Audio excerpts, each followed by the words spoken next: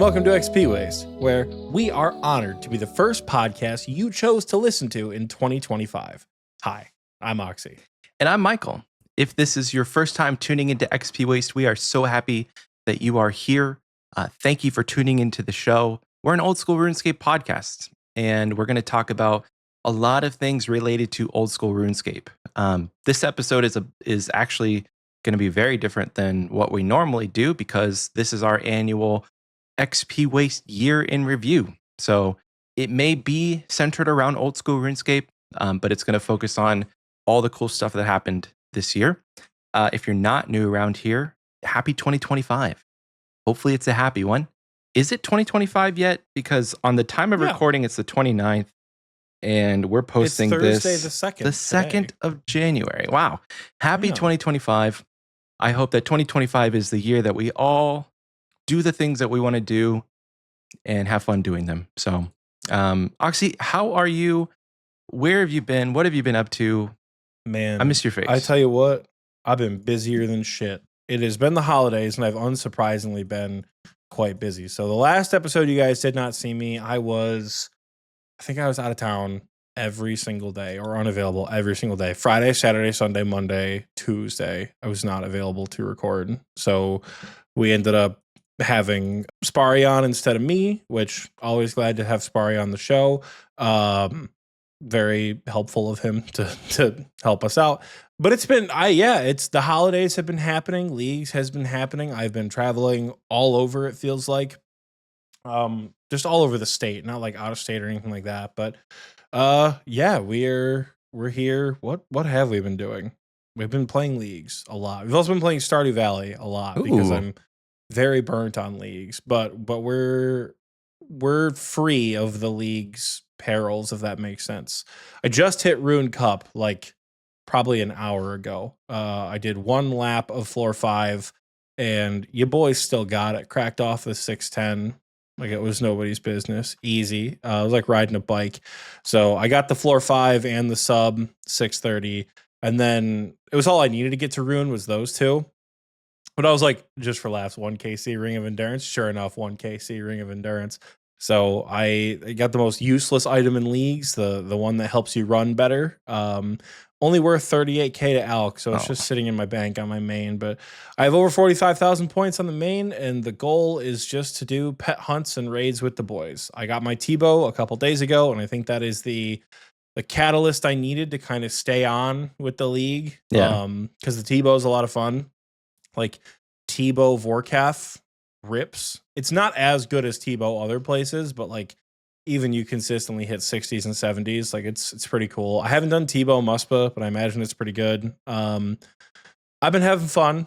And now I just get to have fun. And right now I'm having fun by not playing leagues on the main. I am currently killing Tazars on my Iron Man to get the next combat mastery point, just to see how many points I can get on the Iron. I don't think I'm going to commit to doing like Soul or anything like that on the Iron, because ideally I go WDV on the Iron. But I think at this point everyone who I would do raids with is like done who has desert. So you know what, it's all good. We're here. We might get some more points on the GIM, we might not, who knows. Honestly, who cares? You know what you should do? You should look at the shop and see if there's anything you want on your GIM, and then just make that your goal for the points that you gather from the league. That is true. I mean, I could push for points to buy more stuff on the main. Like that is not a bad idea. But my hot-ish take with leagues, again, hot-ish. Leagues, for me anyways, kind of stops being fun once there's nothing more to unlock. Yeah. Leagues really changes once you have all your regions and all your relics and all your mastery points. Leagues suddenly feels like it's so. You ever seen that Queso video where he climbs up, where he plays the whatever, the Sisyphus game, and he gets up to the very top and he's like, oh my God, we finally did it. And then the game is like, oh, you thought you did it? No, that's just the tutorial. Like, that's what it feels like in leagues, where it's like the first couple of days are like, we got to go fast. We got to get unlocks. We got to become a god. This is crazy. This is so fun. And then by like week 3, you're just like, I've been wearing the same outfit every single day to do every activity. It's been Vorcast, Slayer Helm, Carol's Top, Justy Bottom, Dragon Crossbow, Twisted Buckler, Emperor Ring, Amulet of the Monarchs, Arania Boots. That's all I wear to do literally anything. To skill, to do PVM. Like, if I need melee, I just don't do it. Like, that's where I'm at with the league. It's like the only rooms I'm useless in chambers are Tecton and Guardians because they can't be hit by range. And crabs. Well, I'm useless in crabs for lots of other reasons. Not because of my combat mastery choices. But yeah, I don't know. I feel like leagues, because I'm not going for Dragon Cup. It's like I could, like, one day maybe, but I don't know. I think I have a hard time myself focusing on all that stuff. Mm-hmm. And particularly when we get to the longer grinds, like maxing in leagues. Someone's like, "Oh, you don't want to max again?" I'm like, I never actually thought of it that way, but absolutely not. Now that I really put some thought into it, I just did that shit for real. I don't know if I want to do it in the league. And like, I don't know. I struggle with that, which it should theoretically be easier because like I have a list of things to do in front of me and I could accomplish that on the list. Yeah. But it also sometimes has the opposite effect of like, there's so many things to do on the list. It's physically impossible to get them all done. What one do I prioritize? Let's go play Stardew. Like is that like executive dysfunction or something? Or choice paralysis? I can't remember. It doesn't necessarily, and this is my whole thing with like talking about my undiagnosed but pretty sure adult ADHD. Not everything has to be diagnostic, right? Like, Yeah. this has been my issue for like my entire life at this point. So like, mental health isn't real, therapy is fake, blah blah blah. But I don't think, even if that was the case, that like, yeah, it's probably a symptom of ADHD. I don't know. It's been a problem I've had forever, even ever since the first Trailblazer League, which I will say, and I'll give props to Jagex again. Static thresholds, beautiful. Yep. Absolutely beautiful static thresholds. Do I love that it takes a million years to get from adamant to rune with effectively nothing to show for it? And I think that's why Rune Cup feels so bad. Because you and I were kind of talking about it. And I think that's why Rune Cup feels bad to go for, right? Rune Cup feels bad because when you're on your way to Adamant, by 28k, you just hit tier 8. Then you're basically at Adamant Cup already. Like, you unlock everything up to Adamant. Addy to Rune is the 97 to 98 of the league. It's a lot of work with pretty much nothing to show for it. And then Rune to Dragon, if you're committing to Dragon Cup, you're in it. Yeah. Right. Like, I know we got some Dragon Cup enjoyers in the chat right now, and they're in it. Like, they have been putting the work in and they're doing damn good. Like, we got Chaos Cleric like actually competing for ranks. That is a level of dedication that I am not going to put in to the league, unfortunately. So for me, like, that I've hit 98 in leagues. I'm 98 leagues, and I could go for 99, or I could just sit it at 98 league and call it good, because I don't really feel the need. I don't feel the need. I'm not like, I don't know. Your goal every time is Rune Cup anyway. So like, you've hit your goal. Yeah, exactly. Anything else is a stretch goal. My goal was Rune Cup for the first league, which was very stressful. And then the second league, I think the second league, I was further ahead than the Rune Cup threshold at like 38k. And I was just so tired. I was like, you know what? I don't care. It's in God's hands now. If I get ruined, whatever, for Shattered Relics. And then I ended up getting ruined for Shattered Relics. And then I remember, dude, I feel like last leagues, you and I were struggling to get rune. Like, it took a lot. This time, I think rune came a lot quicker. I think we're getting better at leagues, if that makes sense. Yeah. Like, we're good at RuneScape, but we're better at prioritizing tasks in leagues now. So I think that's helped significantly. And it is a lot of fun. I will say I've had quite a bit of fun this league. And I've gotten some free points. Like, I've never gotten an Infernal Cape in leagues. Like, that was free points. The combat achievements, like completing combat achievements for bosses, that was big. That was a super cool. I don't know if they did that last league or not. I don't remember. But that was a very cool addition this league because it felt like just making progress towards that stuff is always super cool. But yeah, that's what I've been up to. It's basically been leagues in game. That's 100%. effectively been it. Yeah. I think I did some combat AFKs on the GIM. I might be like base 80s now. Combat, I don't know. You can look me up. Oxie fans, I don't actually know. Maybe I'm base. Oh, who cares? Honestly, that's also another thing. It's like, you are base 80s. Yeah. Look at you. Oh yeah, base 80 combats except for prayer. So like that's what I've done the last whenever I've logged in on the GIM. I don't know. I'm happy to put the cap on the year with this, which we'll talk about next week a little bit, but I'm very content with how the league has gone. I have had a blast with Trailblazer League. You'll still see me logged into Trailblazer League, to Raging Echoes. You'll still see me logged in to the league. Like I'll still be doing content with folks because again, something special about leagues raids, right? And if I really wanted to stretch it, right? Knowing myself, I probably won't, but like Nibbler pet would be fun. Mm-hmm. And then also a Fremenic pet. So I don't feel obligated to go back to Fremenic, because I'm not super fussed about getting like the Chambers or the Todd pet. I know myself at this point. I don't know why I try to fight it. There's a good chance I take Zaya and or Mauritania in the next region lock raid league. Because I just fucking love doing those raids in leagues. So like it's realistically my league 6 is going to be Mauritania, Zaya, something else. Like that's I know myself. That's where I'm going to end up. I'm always, where did that bring you? Back to Verzik. It always Such a does. good point. So like I think going for a Fremenic pet, particularly Vorkath, would be fun. Because I want to go for Muspa. I don't know if any of my other Rangers feel the same. Muspa sucks ass. Muspa doesn't suck ass. Muspa is good.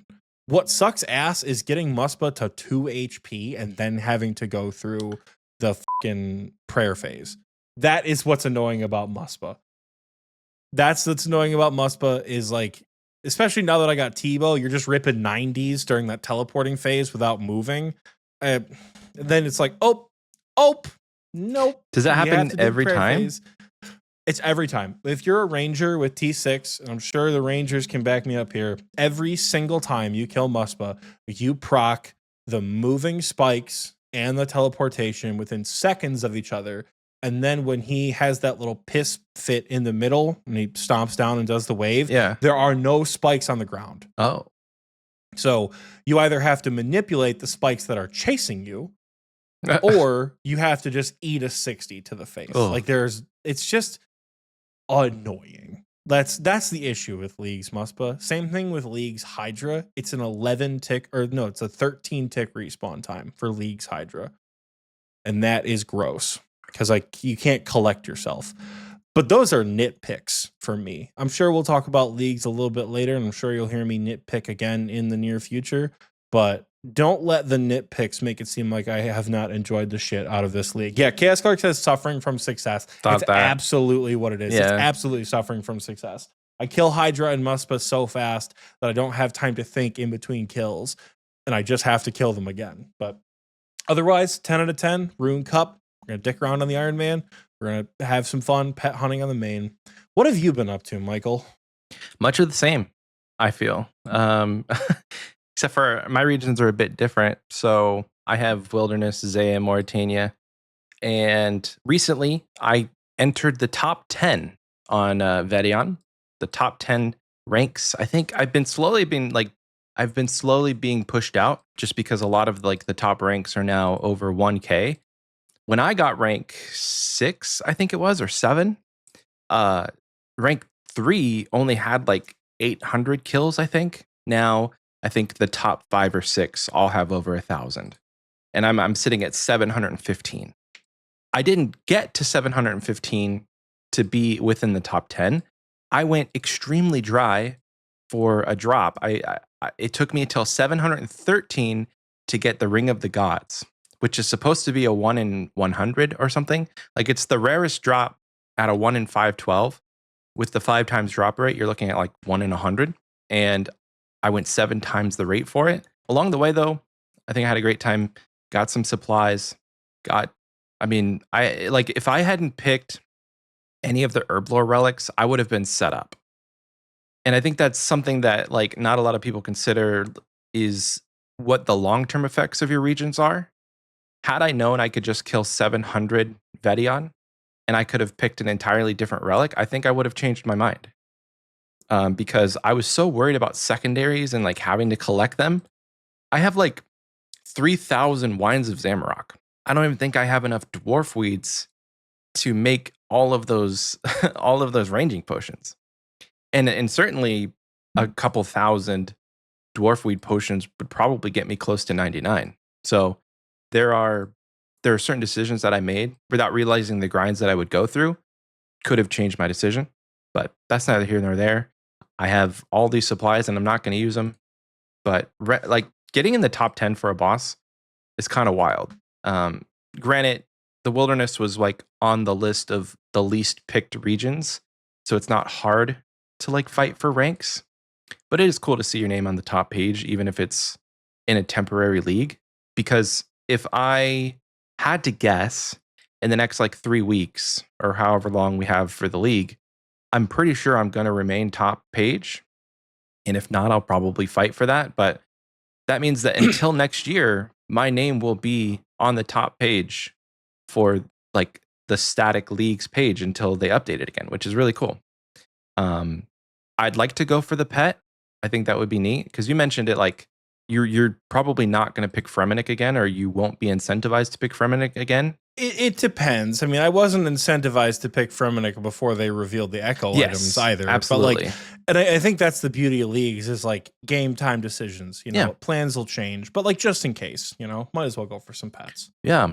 So I think if I do end up like getting an urge, I will go and I'll try and grind out the Vedion pet because right now I'm at least halfway there. If we go to drop rate, I'm halfway there, and it could happen literally any time. There like the unfortunate part about first kill. Just get on the first kill. I mean, I got the Venenatus pet within like 40 KC. So so you already have a wilderness pet. I do. This league. I have one. Yep. I think forgetting. Yeah. The other two wildy bosses, I think that like Callisto is just out of the question for me. I even tried to go in there with full Guthans and still got my ass beat. So like if I go for the Callisto Cub, it'll have to be from Artio. Artio? Yeah. Which Artio is not hard to kill. The dude barely hits you. I could go in there with full Guthans and just like leave my computer on. You know what I mean? So like I could AFK Artio, I think. And then the other one that I would want is the KBD pet. And I've heard that that's also not that hard to kill once you have the 1,000 Dragon Ward, which I do. I haven't given it a try yet, but like there was a clanmate that we have that went to like 4,000 kills KBD and got the pet. So to me, I know it's possible. It's just a matter of doing it. And pet, I think once I get to Rune Cup, which currently I'm at just under 40K. So I'm at 39.3K. And so I need about 5.5K to get to Rune Cup. My plan has always been to like try and max. And I think I could do it. There are a couple skills that will give me trouble. Trouble is relative, but like it's going to be harder. I'm putting all of my lamps into smithing because my best smithing method right now that I can theory craft, and I've had other people look at it for me and they confirmed, literally it's just making gold bars one by one without goldsmith gauntlets. I have so much gold ore that literally just sitting at a furnace making gold is my best method. And right now it's like 400K an hour. So I'm getting like main game rates in leagues, which is extremely slow. Do you have any? Oh, because you don't have blast furnace, right? No, I was no like, blast furnace. Runite bars. That's such a pain in the ass to make Runite bars, though. Even then, I don't have that much Runite. I could go mine it, obviously. What the hell? But like, it's not feasible to try and make those bars. Luckily, I have some other bars, and I have all my diary lamps that I'm going to be putting into smithing. So currently, I'm 92 smithing, halfway there. And that's with only completing 2 full diaries and doing a bit of gold. But like I have 1, 2, 3. I have 3 more diaries, and I think it's about 1,000,000 XP if you use all 4 lamps from the diaries. It's about 1,000,000 XP. So it's another 3,000,000 XP to go into smithing, and then I would only need 3,000,000 more. So like, if I can get smithing done, I think there's a real chance that I could max this league, because then my next 2 slowest skills are unfortunately the slower ones in the main game too, mining and agility.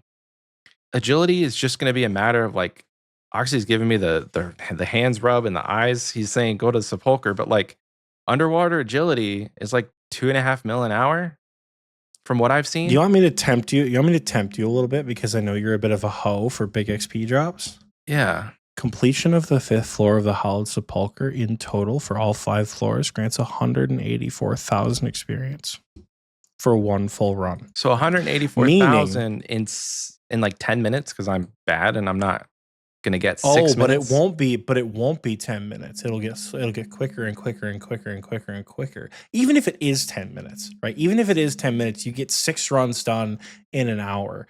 That's still like 1.2 million agility XP. And then you speed it up because eventually you're going to get better. Eventually you're going to have the tiles and you're going to be like, oh shit, I did that right. I skipped that sword. Oh shit, I stepped on a blue tile at the right time. This feels good. And then you're going to be in it, baby. Who just maxed? Oh shit, Slaughter, you just maxed for real. Oh, hell yeah, dude. Add that to the sheet real quick. Bonkers. Like, oh, it's leagues max. Nope, that's in real game. That's a real one. Damn. That's a lot of words for you to say. I'm just going to go do underwater agility. So it's AFK. I don't have to click.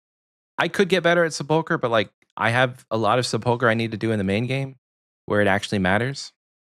So if I can just AFK while I'm editing and get 2 mil an hour, I think we're going to do that, because mining is not going to be AFK. Mining will take either me doing volcanic mine or sitting here power mining iron like I'm doing right now. I could find stars. I hear you saying that, listener and Oxy. But stars are still only like 300 or 400K an hour.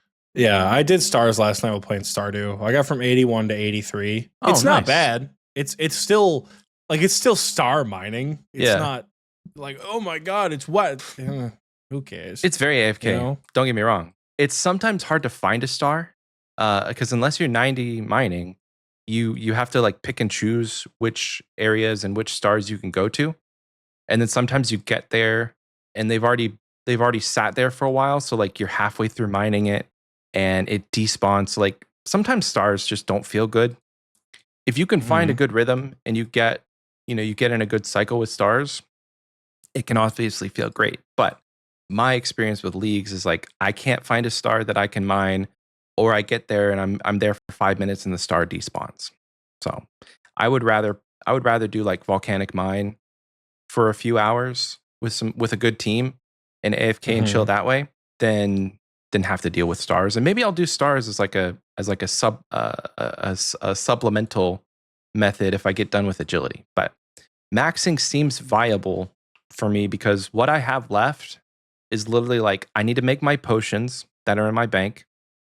I need to bang out a bit of crafting, which I think at that point I'm just going to go buy gems at the Tazar shops because I have a shit ton of runes that I could just sell. I need to do a bit more fletching.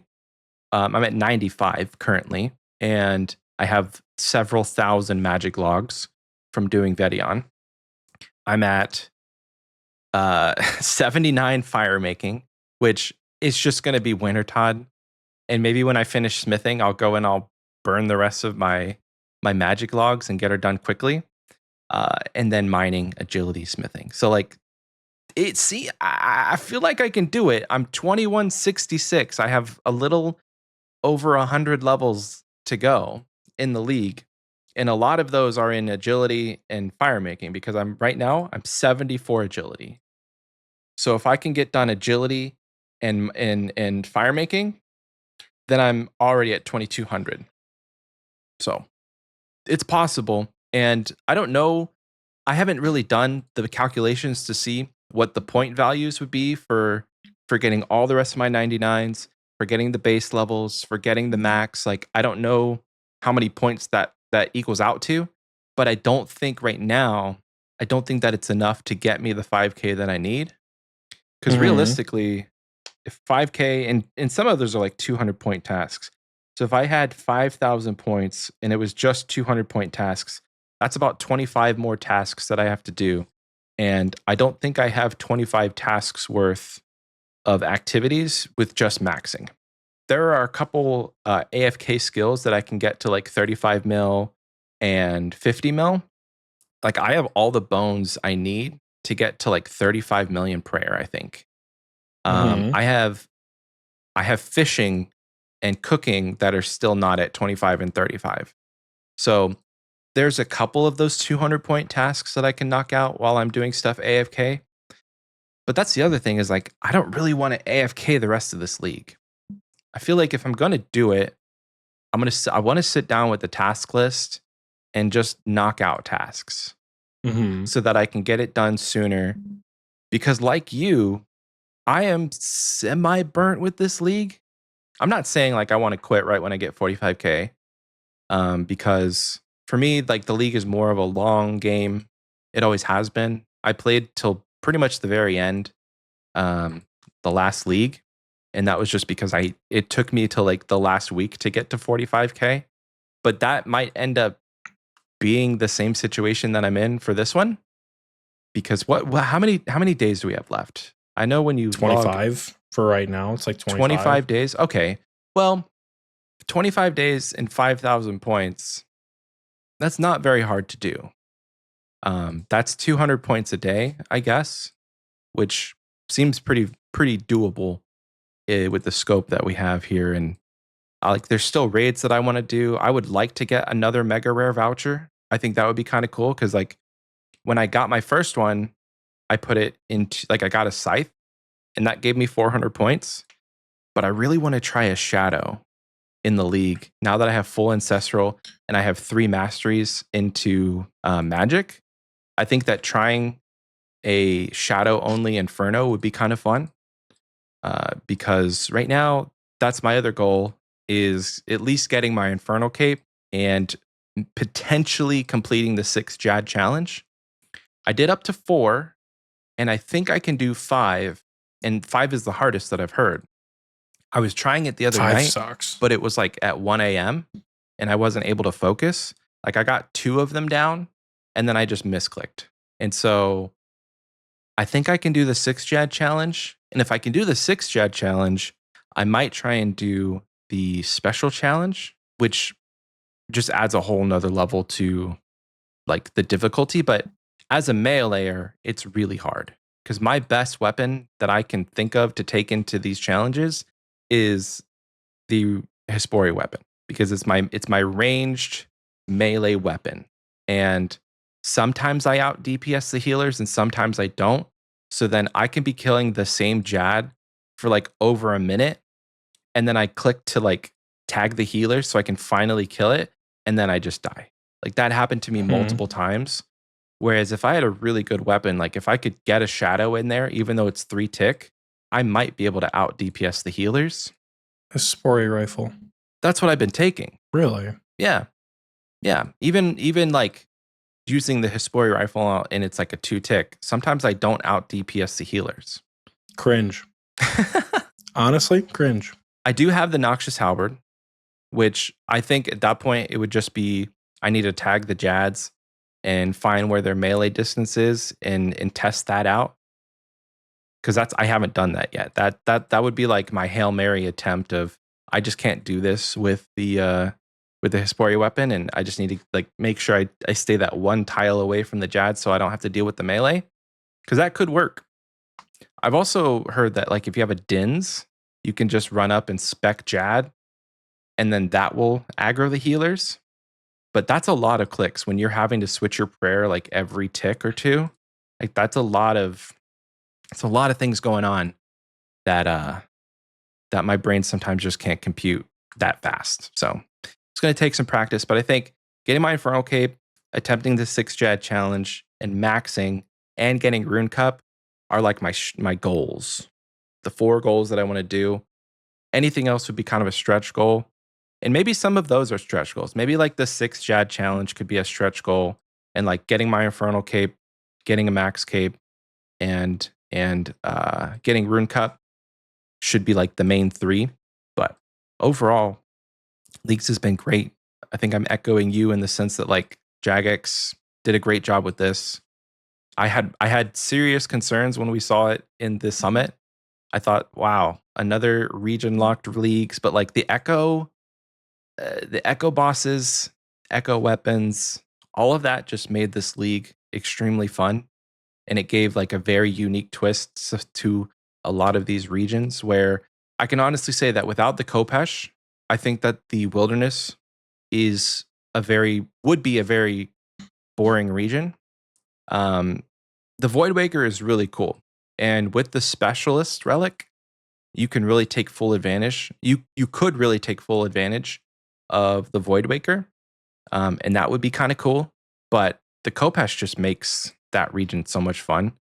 Being able to like sit there and use 5 specs and absolutely annihilate pretty much anything that's in your path. And then if you're lucky enough to have some other monsters around you that you've killed, like you get all your special attack back. So the Kopesh really did make the Wilderness fun. And that's like the whole idea of this league, is like it takes content that people would normally find super boring, or on the flip side of that, poor Kandrin, it takes a region that everybody loves and it just turns everybody's plans upside down. I don't think that we'll ever have another experience like seeing Kandrin fall from its place of glory like we did this league. That was hilarious. Like as many people who picked the Wilderness, I think picked Kandrin. I haven't watched any of the stats videos. Be kind of fun to see the end result of like what was the actual most like unpopular region, but I'm pretty sure it was Kandrin, followed closely by the Wilderness. I will say there's a lot of misconceptions with the Wilderness. Unfortunately, people still think that you can get PK'd and you lose your stuff. So that's a big turnoff for people because they think they're going to get ragged the whole time. I can count on one hand the amount of times that I've been killed by another player. And sometimes, like, some of those were accidents, you know? Like, you stand too close to the boss and you're doing content with other people and they use a Kopesh and like the lightning just annihilates you. That's happened to me before. There are people that like to rag and they just kill you for no reason, and that's happened like maybe 2 or 3 times. So PKing is not as bad as a lot of people think. And then the other misconception is that you have to have a bunch of money to access all the content in the Wilderness. And this, I thought this at the beginning too. I was like, how am I going to get 100K to get into the Rev Caves? Turns out they just made everything free. So like, is it really free to get in there? Everything is free. Wow. There is no barrier of entry when it comes to any cost. So like, you can do the agility, you can do the Rev Caves, you can do all the wildy bosses, you can do anything except for the Wilderness resource area. Everything is free, and you don't lose money even after you've made money. So like, I was gearing up to like, how am I going to get my first 100K? Like, am I going to have to get a bunch of crap and alk it? But then somebody's like, no, the Rev Caves are free. Just get in there. I was like, oh, that actually changes everything. Because it definitely made the region a lot more fun. Knowing that I don't need the medium diaries to kill any of the demi bosses, and I didn't need any money to get into any of the bosses either. It really opened up a lot of fun gameplay within the Wilderness. And then just having the Kopesh and the shield added a layer of fun that I was not expecting. And the Echo KBD fight was fun. It's like Wilderness is a good region. Without the Kopesh, we'll see what it turns out to be in the future. One little thing that if they could change the Wilderness, adding some sort of ability or something, adding something to where they allow you to use the Wilderness weapons at full strength outside of the Wilderness, I think that would be cool. It would kind of elevate the Wilderness a bit, because a lot of your strongest items, besides the Voidwaker, are only strong in the wilderness. It's like you go and kill all the revs to get all the weapons, and it's pretty much just for points. Because I use my Ursine chain mace everywhere in the wilderness because I'm the melee. And if I was a range, I would use the crossbow. And likely if I was magic, I would be using the scepter. So like I don't use the other two weapons, but I got them for the points. And if I could use them outside of the wilderness at full strength, I think it would be that much better and allow you to have a bit more utility with the things that you unlock within that region. So that's just a suggestion for the next league. If any sort of JMods are listening, I think that give us an item or give us a relic or give us some sort of ability within the wilderness to use everything outside of the wilderness. And maybe it's like a weapon attachment that you get from a boss or something that you attach to the chain mace that makes it usable somewhere else. But overall, a lot of fun. We've been talking about leagues for a long time when this episode is not supposed to be about leagues. But what are you going to do? Like, we love leagues. It's league season, and we only get to talk about it for a short time every year because literally outside of league season, I don't think we mention leagues besides at like the summits when they announce them. So it's still not too late, by the way. If you've not started playing leagues and you're like, oh no, it's too late. I only have like 3 weeks left. Get in there and try it. You can get to tier 8 within the first week. You can get your final mastery point in whatever combat relic you choose within the first week. It's very possible to have fun and to do the content with leagues and be an absolute god and like not feel like you missed out. You know? I've been putting a lot of hours, and so maybe my opinion is skewed a bit. I'm still unemployed, so like I've had a lot of time during the day to play leagues and at night. So there may be a bit of a bias there in me thinking that you still have time, but like I still think that there's time to enjoy the league even now in the final weeks if you've not started one. And maybe if you have and you finished, maybe start an alt and do pick some regions that you haven't played. If I get really bored going for these goals that I have and like maybe I hit Rune Cup and I still haven't gotten anything else, I may just go over on the main and pick Desert and try out Tombs of a Masket and go for like a shadow there. I think that would be fun. I definitely want to try and play as a ranger. Mage is absolutely busted too, so who knows? But it is probably time that we move on from the league's talk. And this episode, it was supposed to be dedicated solely to like looking at the last year and talking about all the cool stuff that happened this year. So it's 2025 now. 2024 has passed. Can I say the years go by so quickly, but they also go by so slowly. Like time as a concept just blows my mind sometimes, where I can realistically look at today still being like the month of December while we're recording, and I can look back and think January of last year does feel like so long ago. I remember what I was doing those first few months of the year, and I still had a job. Like it was our busy season. I know that like it was 12 months ago was so long, but then on the flip side, I can also look and see, gosh, man, like it just feels like it flies by. And I don't know if that's just like a product of getting older. I don't know if that's a product of me having a kid or what, but it just feels like the days are long, but the years are short. And I kind of hate that about growing old. Because a lot of older people, like they look and they say, man, I blinked and now I'm like 65. And I don't want that to happen. But I think it's an inevitability of life sometimes. Like you just go on autopilot and you can't really control whether or not you're just letting the time pass. Because if we could control that, then obviously we'd be like, yeah, I'm just gonna soak in the moments. But like I'm looking forward to RuneFest. So in my brain, I want the next 3 months to go by. But I also don't. And not 3 months, it's like the end of February. So like the next 60 to 70 days. I want them to go by quickly because I want RuneFest to be here. But then I also know like there's a lot of shit I could be doing to enjoy the days as they come. So yeah, that's just a little existential thought for you as you contemplate 2025. Nothing like kicking us off on a high note, huh, Michael? Hell yeah, baby. We can only go up from here. I sure hope so. Holy shit. We can only go up from here. Good Lord, brother. Good Lord.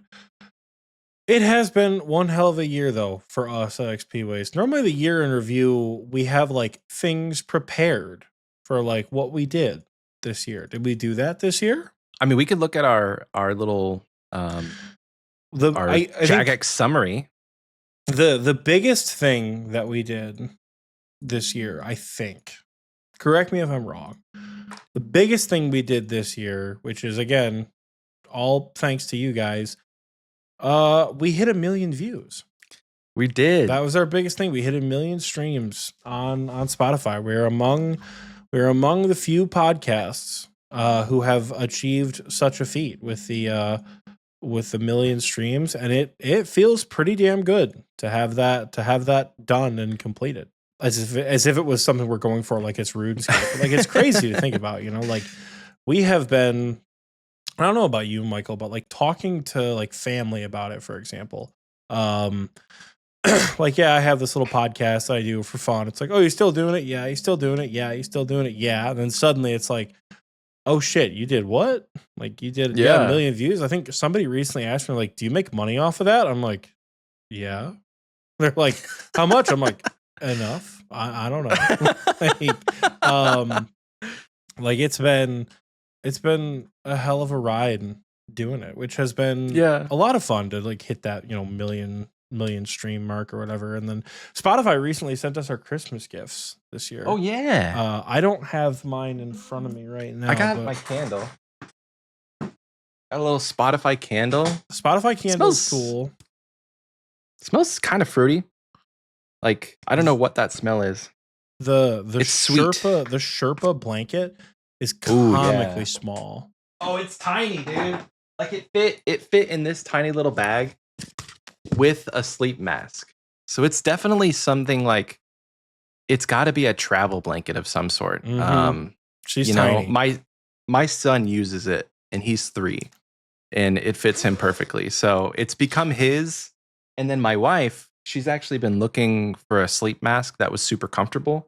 Like she's bought like 3 different ones and all of them have either been like too tight around the back or too pressing on the eyes. And she tried that one on. Perfect. So definitely getting some use out of that. The other thing is we got some fancy candies. So this is sweet wild strawberry fish. And we got sour elderflower fish. Well, what are we trying? I've not tried these. Oh, okay. Let's do this live. How about you try the strawberry, and I'll try the sour elderfish. So rip these open. These are from fish. Holy. Bon Bon, a Swedish candy company. So if you're from Sweden, you've probably had these, maybe.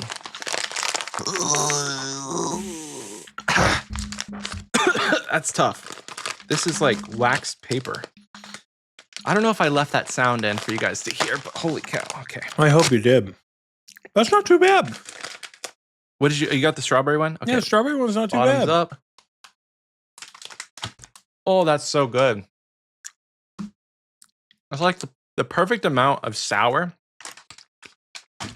And then you finally dissolve all the sour flavor. Ooh, that's good. We're gonna mac it on these for the whole episode. Oh, gosh, I'm gonna love editing this. I'm gonna actually put that away so I don't do that, but that'll be a sweet treat for later. So thank you to Spotify for sending our holiday gift. Subsequently, Oxie and I haven't even like touched the gift from last year when it comes to actually like making our s'mores. So maybe we could do that as our extra episode content for January's. We can actually make one of those days, one of the these s'mores. Yeah. Because last year we got little indoor s'more kit, and it had a nice blanket. A blanket Are you actually could pronouncing use. it s'more? Am I? Yeah, you're saying s'mores. S'mores? I guess that's my my southern drawl. S'mores.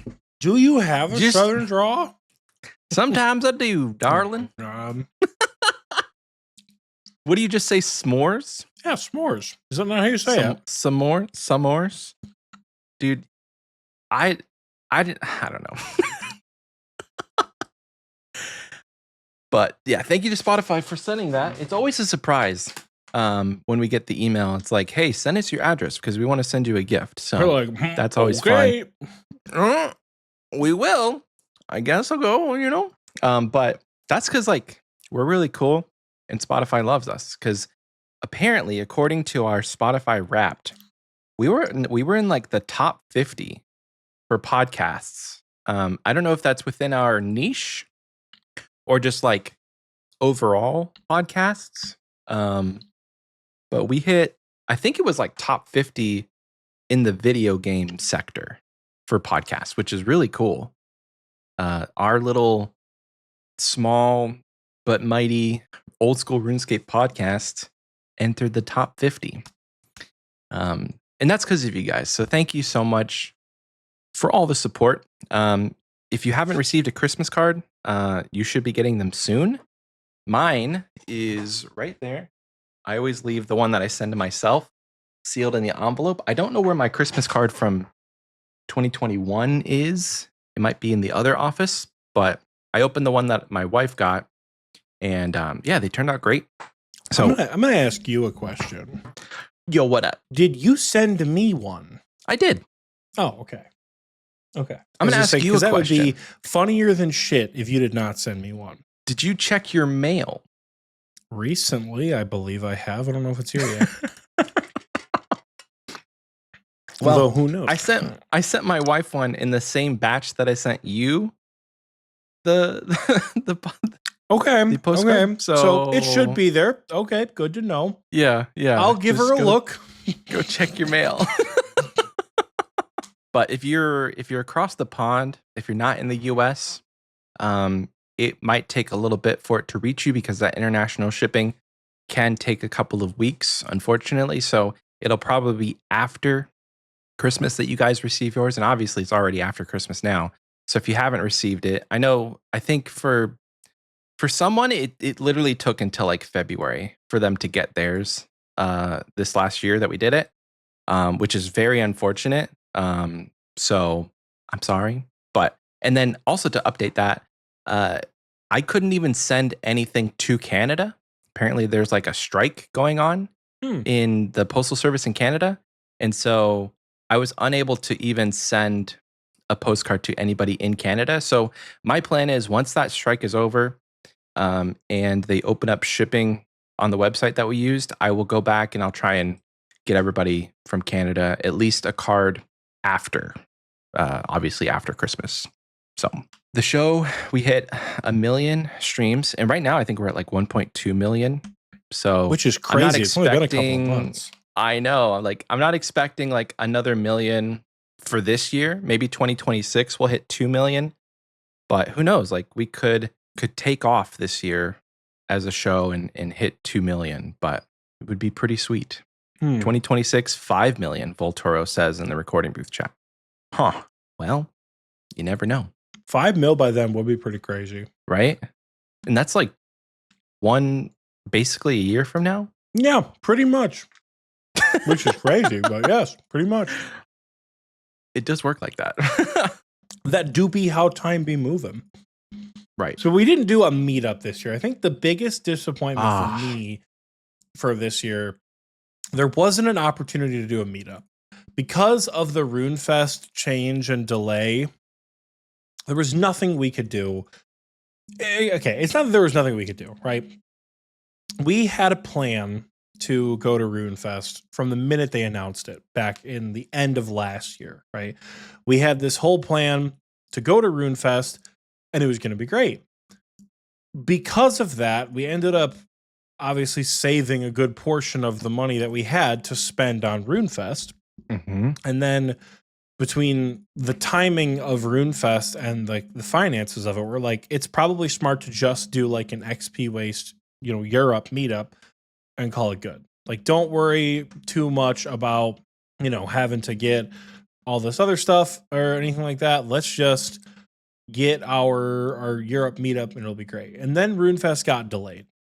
And then by the time RuneFest got delayed and we were aware of it, we still had to spend the money to change the flights over, right? And then we also still had to worry about like bingo and things like that. I think that was like, had we not done a bingo, it's was harder to plan travel with that. Not to say that like bingo ruined an Xpwaste meetup, because I don't think that's the case at all. It definitely put a stink on it that RuneFest got delayed. We didn't get to see like literally anybody. I didn't even see Michael in person this year, because I think it's been like the first year that's happened. The first year in a while. Yeah, it's been the first year in a while that we have not seen each other like IRL. It's just so disappointing. It's so bad. Yeah, I don't know. It's been weird, but that was the only thing that I was like, I wish we could like actually do that, But yeah, I don't think that even in 2025, maybe late 2025, we might have a meetup somewhere. Like, I would love to do an Xpwaste West. We've been talking about either doing it somewhere in like Vegas or the Pacific Northwest or somewhere in California. Just something that we can kind of round it out. We did Xpwaste North, Xpwaste South, and then maybe we'll do like a East Coast somewhere on on one of the Carolinas. I don't know. That could happen, but Xpwaste West was going to be the next one that we hit up, and that unfortunately did not happen. But yeah, I think you're right though. I think it literally came down to like, we needed to have all the time for basically we needed time in our schedules to dedicate it towards making bingo. And we couldn't shift any focus to, okay, now we need to plan a meetup. It was all just like, we're focused on bingo and bingo. And it fell through the cracks, unfortunately, when it came to planning some sort of meetup. Because like, I think there was time. I think we had enough time in the year after RuneFest got canceled to be like, okay, put it on your calendars, guys, like October 6th or something. We're going to be doing a meetup. But even then, it takes a lot of coordination, I think, to find places that is close to an airport, find something to do, give people enough time to take off work, and then also figure out, make it worth it. If it's not going to be at one of Michael or I's home bases, doing the research to figure out what's around there. What do you do? Yeah. What's around that area? I think that's another piece of it as well that is more not impossible, but it wasn't in the cards this year, which like I think is an L. I don't think it's like entirely our fault necessarily. Like, we obviously could have planned something, but I think if it wasn't in the cards, it wasn't in the cards. That said, we will be at RuneFest the first weekend of March, I believe. RuneFest is. So we will be at RuneFest. We will be staying, I believe, in Birmingham, where the event is. Yep. We'll be there Friday to Monday. So there will be something going on. Probably not anything like super formal like we've done with like Best in Games or at the whatever, what was it called? Replay, wherever we went in Texas. Oh, main event. Main event, yeah. No, it's not going to be nothing like that, like crazy, but it'll probably be more informal, like, hey, find a bar, find a pub, and just start like hanging out, which is not going to be uncommon, I feel like. So there may be more than Xpwasters there. Just depends on who's available, who wants to hang out, because there are so many RuneScape people will be in that area that weekend. So who knows? Maybe it'll just be something more like whatever we can find. Let's come hang out at it. So that's happening in March. And then we're not going to make any promises for a late meetup because we need to plan it. We need to plan the finances around it. We need to plan the time around it, because assuming Michael has a job by this point, right? Assuming Michael finds a job the finances get a little bit easier because we no longer have like an outward payment necessarily. But if that's not the case and we're still paying Michael, we need to start almost like saving. I'm weird about travel. We got to make sure the travel works. Travel's got to make sense. Yeah. Right? Because Xpwaste pays for it, which again is love and shout out to you guys. But there will be something ideally that we can do to give back to you guys in some form or fashion. But yeah, Jack says Xpwaste Canada. That might actually be feasible at some point. It'd be I have a passport now, and it'd be a hell of a lot easier for Michael to do because he just drive to me and we would go together. But yeah, I obviously wouldn't drive, but yes. Yeah, I'm saying like we would drive to travel. It'd probably be like Xpwaste Ontario makes the most sense. Jack is like, are you sure it has to be Ontario? West Canada. Yeah, he wants it in West Canada. I was gonna say, I was like, he doesn't want that shit in Ontario, but well, hey, if we do an Xpwaste like Seattle or something, that's not too far from the West Coast in Canada, so just a hop, skip, and a jump. Xpwaste party bus, Chaos Cleric, that could happen. That I feel like party buses are not that much fun. No? Party buses, all right, here's the deal. Party buses are just an excuse to hang out and like drink, which yeah, obviously that's the point of like any party bus, but like I feel like I don't know, like can't we do that without having to spend an egregious amount of money on a bus? Like can't we just like sit in my car in the driveway and do it? Like OSRS themed strippers, that's just me and my Mitchie Fox gear. That's you don't even have to pay for that. Well, you have to pay for that, but like, you know, I feel like it's I don't know.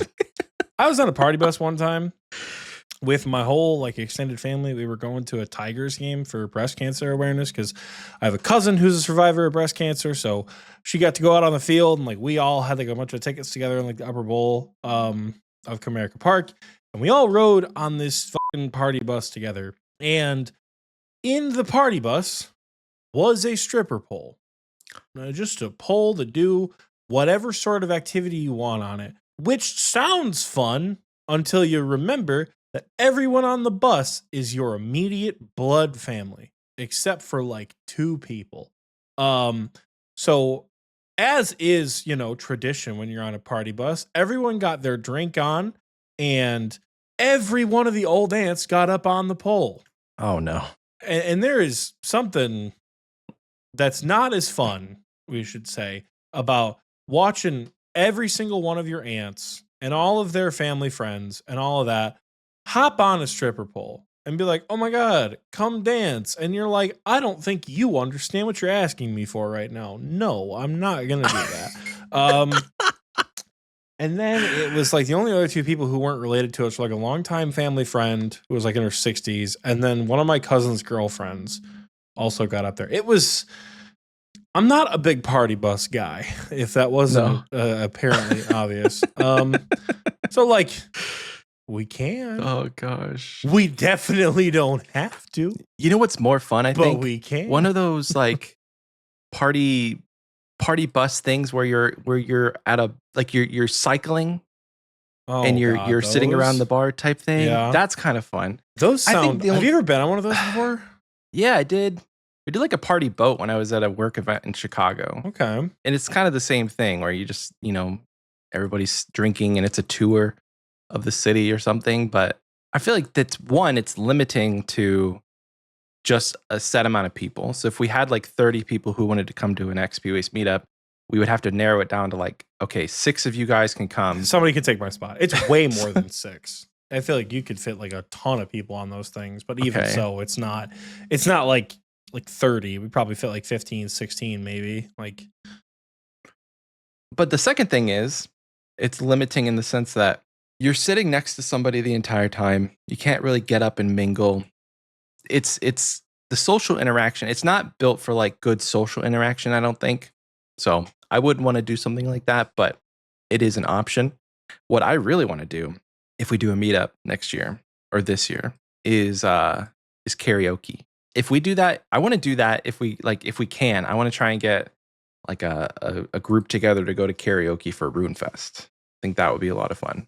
That would be fun. Karaoke would be a good time. You guys would you're not prepared for how well I would be busting it down. I'm prepared with karaoke because I would be. I'm a killer at karaoke. I think I'm a silent killer because like I haven't done a ton of karaoke in my life, but I'm at the point in my age where I don't think anything really would embarrass me, and especially if I get a little tipsy, nothing will stop me from full belting pretty much any song that I know. So the last time I did karaoke was like I had just started a job, and it was like the first 2 weeks we were doing like onboarding, and like for a team event, we all went and did karaoke, and I didn't know anybody, and so I was a little more reserved in that sense. But if it's like a bunch of people that we're going to RuneFest with, and we're all hanging out, I think I'm gonna go crazy. I'm gonna go a little wild, absolutely nuts. So to kind of bring it back to 2024, other than milestones with the show, what are some big milestones that you can think of that happened within the game? I maxed. That happened. You did max. Since I did max. I'm sure we'll talk about that more next week. But like within the game that are like objectively big releases, the Varlamore, dude. Especially Varlamore. That part really one Varlamore. Part one Varlamore was good. Part two Varlamore was also good. Part two Varlamore. I didn't sleep on it necessarily, but part two Varlamore, I was like so entrenched in maxing that I didn't really care about what came out. And then because there was no like big end game PVM thing, I just kind of sat it out. But from what I've seen and what I've heard, part two Varlamore is pretty solid. What else came out this year? Part two Varlamore, the Summit, boy, the Summit, dude. R.I.P. Summit. That was not great. But you know what? A lot of what they have shown so far has shaked out to be pretty solid. So maybe we'll be mistaken, and all the updates will be pretty badass. What is left? We've got the Ice Giant boss, Fire Giant boss combo. We have Varlamore Part 3, Final Dawn, which is going to be crazy fun. What else? I think that's it. Oh, the fletching activity. Yeah, but that's coming with Part Final 3. Dawn. Yeah. Yeah. That's that's it. Because like anything else that they talked about, Wrathmaw got voted down. Thank God. And then Xanaris isn't probably going to come out this year. No. Maybe. Potentially. I don't see Xanaris happening like anytime soon. For me, in my opinion, it's like a back burner project for Jagex. And so if they have time, they work on it, and they're not like rushing to get it released, it could. And then I think in terms of this year, what they talked about in the summit, we've been promised some sort of playable beta for sailing, which I'm excited about. A playable beta where you don't have to like sign an NDA, that's going to be fun. Whether or not it's like fully in depth, we have yet to see. But that should be interesting for this year. And then potentially, that means if we get a playable beta early in 2025, what do you think? 2026 for sailing? Late 2025 for sailing? I'm thinking if it happens, like if we get the playable beta, surely at least by 2026, we have the new skill, which gives me some time to make some more gains on the GIM before I am back on the main trying to get Maxscape again. God, Michael back on the main. That's going to be a sight to see right there. Yeah. We cannot wait for that. That is going to be a sight to see. Michael back on the main game. But we'll talk about stuff like future planning for 2025 more next week, because this week we're supposed to be looking at this last year, and then next week will be our goals episode, which is always a fun episode. I'm very much looking forward to sitting down this week after I finish editing and like really putting pen to paper and looking back on the game and seeing like what was I able to accomplish and what can I get done this year. Because no spoilers, but like goals sheet's looking a little thin when it came to some of the stuff that I was supposed to do on the main. But we'll talk about that more next week. But another notable release from this year was Araxor. We had a Mauritania expansion. I've gotten to do a lot of Araxor in leagues. I think I'm at like 150 KC. I'm going to try and go for the 300 KC task because like that boss in leagues is so quick. I think my PB is like 20 seconds with my Kopesh. So it's incredibly fast. And I know that it's not going to be that fast in the main game, which I'm kind of looking forward to getting that final Slayer level that I need to be able to go to Araxor in the main game on my GIM, because I think that that's a fun boss with some interesting mechanics. I know that like literally they just brought it in from RS3. And so as far as it being a new boss, we're not really getting brand new content. And I appreciate that. Like I'm excited whenever Jagex is able to port in content that people are already familiar with, and just like adding it to our repertoire of things that we can do. Because, like it's impossible to like think that they always have to come up with new content when there's a lot of free content within RS3 that's been kind of sort of untapped. Like in terms of updates, like I could see us going similar progression wise when it comes to like God Wars. When it comes to Slayer, there's like still things that they could bring in without going in the same directions that RS3 has taken to make our game still an interesting game to play. Not saying that we have to be like the elder gods are, themselves, but there are still pieces of content that they can be brought over that they haven't gotten to yet. You've done a bit of Araxor, right? And then you did a bit of Araxor in League. So I probably could have done Araxor on the day of release, but like I've been so focused on the GIM this year that it didn't feel right to take a pause to like go grind out my like Slayer points, then to like have to skip for a task and like spend the time doing a task when I'm already 99 Slayer. So I think I definitely, it was a good decision. I definitely think it was a good decision to like wait for that on the iron, because the halberd's pretty cool. Noxious halberd is a great weapon. The Raincore is going to be cool whenever I can finally get a torture. Anti-venom game is going to suck. Oh, wait, no, it's not, because we have Serp Helms. You're on task. Oh, frick, you're right. You don't ever wear anything but a Slayer helm. Nope, that's such a bad choice. Well, whenever if the anti-venom game sucks, I would think that the obvious choice is to like sacrifice a little bit of damage. It's not a little bit of damage.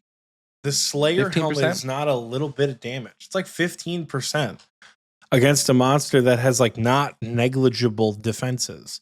And unless you have a spec reducing weapon, like a hammer or a maul, which we don't. Rick, we don't. And the best crush weapon that you currently have is what? The zombie axe or the maracas? Yeah. You don't sacrifice the Slayer helm for venom protection. Araxite venom sacks are going to be your best bet. That's true. And those don't feel good. Because you still take damage and you only get 8 seconds of venom protection. So true. Unless it's a cure me angle, but again, cure me doesn't have venom prevention. True. So it might. I have anti-venoms, but I don't have the extended. It's extended or anti-venom plus? I just have anti-venoms. So I get a minute, but it's going to take a lot more than a minute, I think, to kill the boss. It will. I think Araxor is a ton of fun. I'm not trying to gatekeep Araxor. I'm just saying the issue to solve for Araxor is going to be the venom problem. I think once we solve the venom problem, Araxor is fun as hell. Because like the venom problem is just doing Herblore. Well, that's still a pretty big damn problem. You need what? The like problem 95? Is solved. You can boost for it. Plus, it's 94. You can boost for so I just need to get 90, still and then I can boost for him. Still sucks. I'm 80, 85, I think, on my iron. But the problem is we've adopted 2 new group mates this year, and we're trying to get them both to 70. That's been a pretty fun change. We added new folks to our GIM group, which has been great. We have new GIM mates, which we've been having a lot of fun with. So that's been cool. Yeah. To have the GIM buddies. Shout out to Fear and Ralph. Fear's been going crazy. He got us himself I almost said us. He got himself a Bofa, which he's been working on getting a second enhanced What KC is he at? I think he's at like over 400 KC in Feared No Space. It's 225. 225 gauntlet. He's at 225. Why did I think he was at 400? Bro, he's 400 Zalra-ish. He's literally one total level behind me. That's crazy. He has caught up to me in like 2 months, which isn't saying much because I've not done shit on this account. But like he what's it called? He's got 1750 total level. I'm 1751 on the GIM, I'm pretty sure. So damn, dude. You are 1751. We are absolutely gaming. Yeah, Fear is truly built different. So is Ralph. They're both built different. They're both going crazy, having fun while we're dicking around in the league. So it's gonna be it's fun to have new group mates. Yes. TMD still theoretically exists, but you know it's a theoretical existence. We got to kick him around sometimes to get him to wake up. But yeah,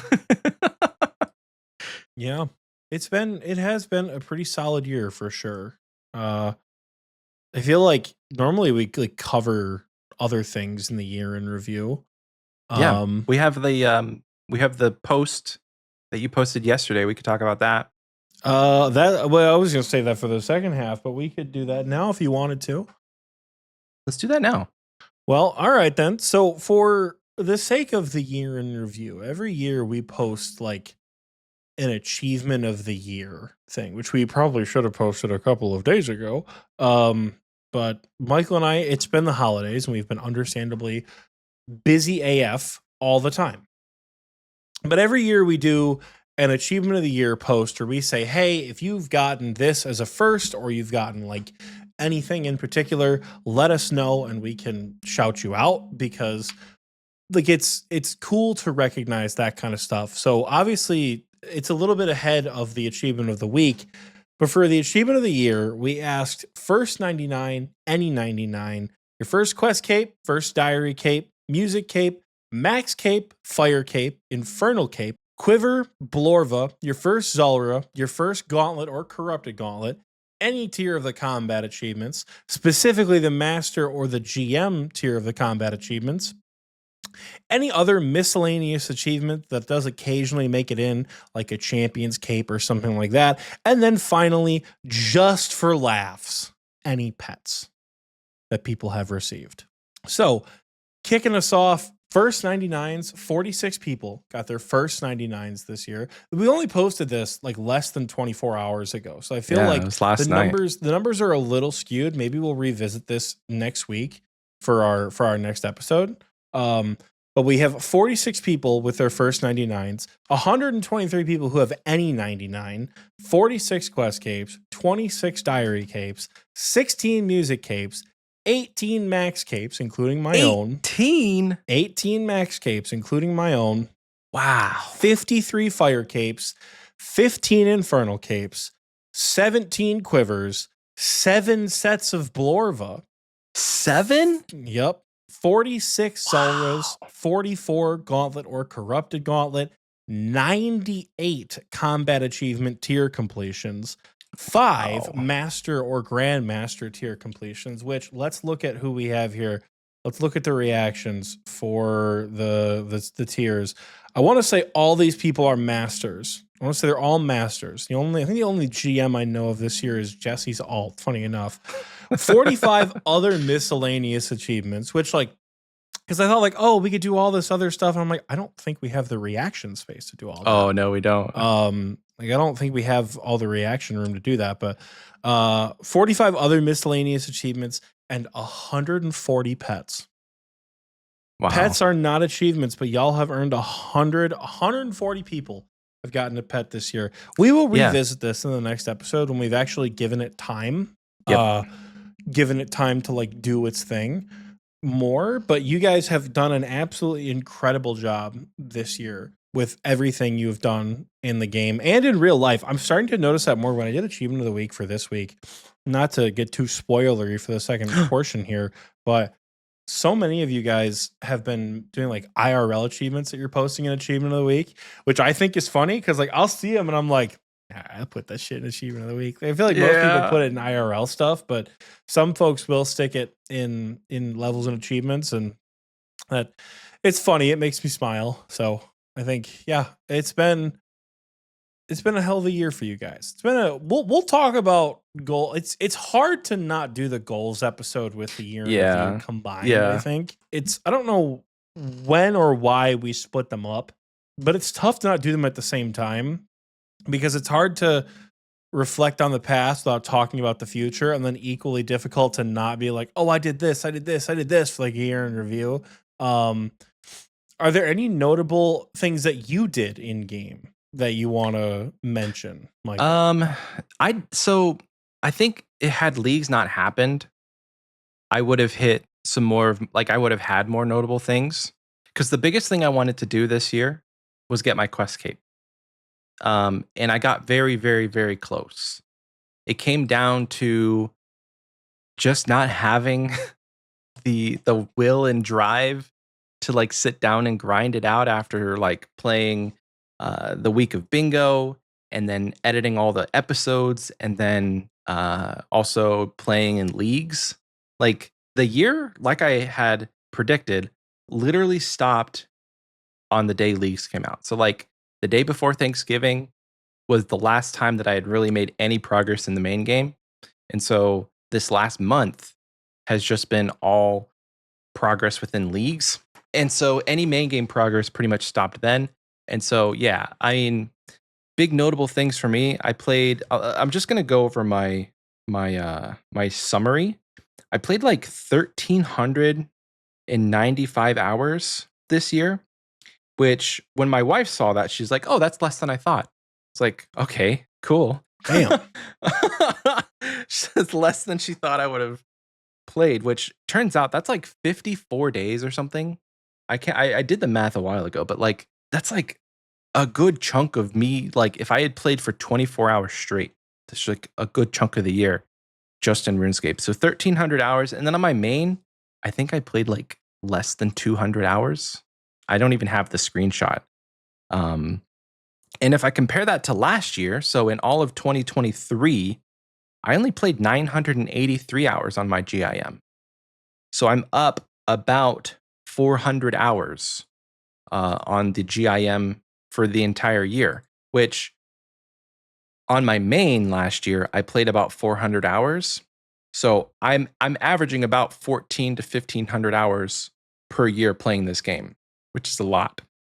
I know that's a lot. I achieved 64 million XP the entire year this year. 64 million XP. My highest trained skill, like my most trained skill, was surprisingly magic. I'm not even 99 magic on the main, on the GIM, but it's my most trained skill. And I think that just comes down to like I've been doing a bunch of Slayer. And so other than Slayer, and what else have I done? I mean, this year literally it's just been like trying to get a decent Slayer level so we can have like upgrades for the account. So magic has been a big one. I've killed 2.7k bosses, 2,751 bosses. I don't know if that's like half of that is Kraken, but a good portion of that is actually Kraken. When it comes to bosses, because I think on my main on the GIM I hit 1,000 Kraken KC. I think I'd have to look me up because I'm either close to 1,000 or am 1,000. No, I'm at 1,200 Kraken on the GIM.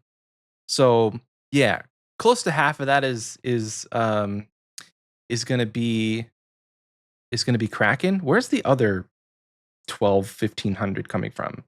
Maybe it's just a spattering of all the other stuff.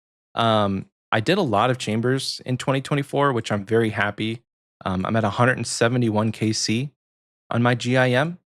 Doing chambers in leagues has given me more confidence to go back into the main game and try things that I may not be super comfortable with. Like I may try and push for doing more CMs and getting dragged through those with a good team, because I actually understand what is going on rather than just like going into it blind. Mm-hmm. I know that like account wise, disproportionately different when it comes to gear, and I don't have banker's note in the main game, so like I can't just sit there and chug karambwans the whole time, but that's what like prep phase is for. I just have a bunch of brews and restores, and we try and get through it. And I think I actually beat you with this one, but my longest login streak was 68 days. One away from success, big dog. One away. One away. Not that I'm going to try and go for it, but I am going to try and have a longer login streak. There are just some days that like I'm very busy and I can't sit down at the computer and log in. But I think on those days, I'm going to actually try and just log in on my iPad and maybe do a farm run or a birdhouse run or something, just so I can have a longer login streak in 2025. Because in last year, in 2023, my login streak was 67 days. So I am beating my year over year record, 68 2024, 67 in 2023. If I can get 69 in 2025, we're better every year, baby. Last year for 2023, my record for bosses killed was 281. So we've 10x'd my boss KC. I don't think we're going to 10x the boss KC in 2025. Something would have to mate. You never something know. Might have to just go crazy. Because did you even kill 27,000 bosses? No, because I spent the whole goddamn year maxing. I killed just under 4,000 on my main. Okay. I gained 110 million experience this year. Holy. But I did not kill many bosses. 110 clogs, 46 days, 1594 hours, 110 mil XP, 203 deaths still. After maxing all that time, I still died a shit ton. Let's take a look at all the XP you racked up. 8 levels in mining, 7 levels in wood cutting, 9 rune crafting, 8 smithing, 5 fishing, 8 fletching, 7 herb lore, 8 hunter, 9 construction, 9 agility, and 4 levels in thieving. 82 levels and 110 million XP gained. And then we were good to go. Venenatus was still somehow my most killed boss. Oh, dang. And I got nerd logged 4 times. Okay. I literally only got just 421 mil worth of stuff, though, this year. So wild. 400 mil? I want to say my nerd logs were surprisingly low at 1 the entire year. I don't know if it's like I just don't consistently stay on the same world enough to get nerd logged, but there have been more than one occasion where I've sat down and I played for 6 hours. More than one. Leagues happened. Bingo happened, and I probably could have gotten multiple nerd logs. So I think it's just a matter of like I'm either taking a break too often and logging out, or I'm hopping worlds and it's resetting the timer so where I'm not getting nerd logged. I wish they had the mind your business reminder as a stat that got tracked, because I had way more of those. The 4-hour one? Yeah, the 4-hour one, because what ends up happening is I'll get close to a 6-hour log and I'll be like at Tob or at Chambers or at TOA. And then it's like, all right, I'm going to get logged out in 5 minutes. I'm going to reset for a 6-hour log, and then I'll log out for my 6-hour log and then hop right back in. So I get to like 556 a lot instead of getting 6. Like, even just in leagues the other day, I was wood cutting and I hopped at like 550. It was like, you'll be logged out in 10 minutes. I'm like, yeah, whatever. I just logged out and logged back in. So, I mean, they track it with hours played. But yeah, my Iron Man stats are not nearly as impressive. That's for sure.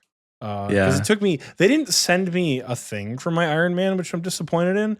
But if you log in, it shows like a snapshot summary of your year. Yeah. So only 261 hours played on the Iron, 14 mil experience gained. Fire making was my most trained skill. And then I killed 375 bosses on the GIM. Almost convinced about 200 of those are Winter Todd. Okay, there you go. Between Winter Todd and Barrows, it's probably a bulk of what I've done. A little bit of Zalcano, a little bit of Vedion, a little bit of Callisto. That's about it. That's about it. That's about it. But I'm sure we'll talk about that. next week. The goals Next episode's I always like the goal episode way more than the year in review. It's so much fun. I love the goals episode. Yeah, it's the summary. The summary is super cool if they do this. I hope they continue to keep doing this because the RuneScape Wrapped. I have more hours than I did last year on the main, which I'm kind of surprised at considering like I had like a whole ass job. I think the iPad helped with that a lot. Having an iPad, I think I would have had less hours than last year if I didn't get the iPad. I also don't think I probably wouldn't have maxed without the iPad. Yeah. Yeah, but $15.94. I don't know if we're gonna go up or down in the years to come because now I don't have to max on the account anymore, and I actually can just play it to enjoy myself. But you should always be playing to enjoy yourself. You and I both know that's not always possible when you're trying to max, though. True. You and I both know when you have a goal in mind for this game, it's not always possible. But again, we'll touch on that a little bit more next week. We have to keep edging you guys, or else you're not going to be as invested, you know? Right. If we don't mention at least another 16 times that we have a goals episode next week, you guys won't come back. And we just know that. So surely we have to mention it at least 4 more times. Yeah, we got 4 more to go. But all right. It has been a wonderful 2025. It really had 2025. I hope it's a wonderful 2025. It's been a wonderful 2024 in RuneScape and on the show. Hopefully 2025 is even better. We're always trying to move up. We're always trying to make progress and have fun doing this. I think there have been times where both of us haven't had fun. And I think it's more like life circumstances or game circumstances that kind of bring that about, but it's never been for the show. You know, it's never been like this is always a fun activity that we get to do every single time. And it's always a blast to take part in it with you guys. And we are very thankful to have you guys who, again, thought, hey, I'm going to kick off the new year. Listen to these 2 guys talk about RuneScape. That's cool as hell. They all chose to do that. And we appreciate you guys for that. Michael, do you have anything else to add? I don't. No, I don't. Right. It's been a fantastic time. And I'm ready for 2025. Hell yeah. Well, with that, folks, we're going to send you off to a break. Please enjoy this reused commercial because I got to level with you. I ain't got it in me to make a new one. Enjoy this reused commercial. We'll catch you guys very soon.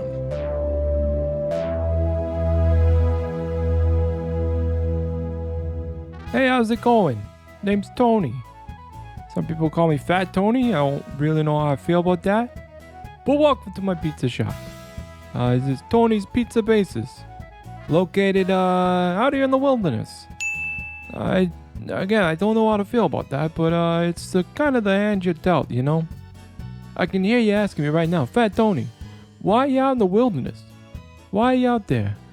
Well, I'm fleeing for my life, you know? I had to flee Misthalin. There's this nasty rumor about me that I poisoned old King Rold. There's no basis for that. So you come into my shop out here in the wilderness, what you gonna get? I got everything you need to make a pizza. Got your cheeses, got your tomatoes. Hey, and if you kill a rat out there, I'm sure you could probably find some meat for your pizza, but if you ain't into that, I don't know what to tell you. If you come out here, come out to the wilderness, I'll make you a pizza you write your mama about it. I know it's gonna be dangerous, right? I know that. But I'll tell you right now, it's worth the risk. Come and see Fat Tony. Come and see for yourself. Your time is valuable, and so is mine. I got some bandits to feed. They're getting kind of hungry. I'm gonna hit you with my tagline and close it out. Here we go. The name's Fat Tony. I'm an expert in pizzas, both the making and the eating. Oh, real quick before I go. If you're ever out in Drano Village, I got a cousin named Fortunato. Tell him Fat Tony said hey.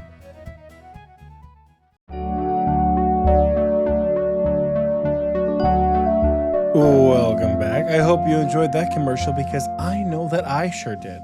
Folks, for the first time in 2025, we're here to shout out our patrons. On the screen right now are the Wise Old Men. We don't actually have any new Wise Old Men this month because it's still December and it's still tracking the December wise old men, if that makes sense. But if you subscribe at the wise old man tier, you get access to the recording booth chat and you get your name on this fancy little card that's on the screen right now for editing Michael to remember.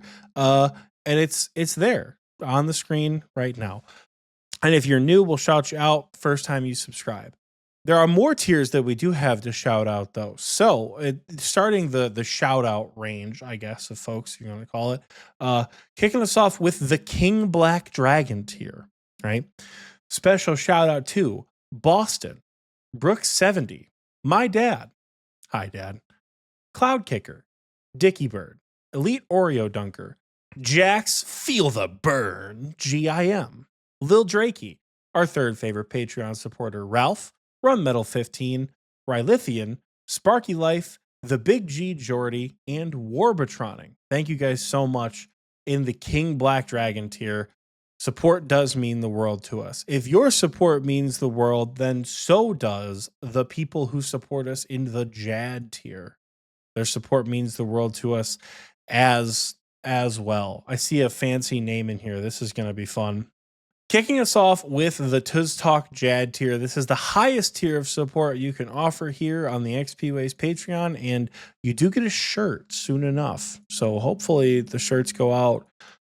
I don't even know when they go out. It's probably a Michael question because I don't know when the shirts go out, but eventually they will, and you'll have your own fancy shirt designed by us.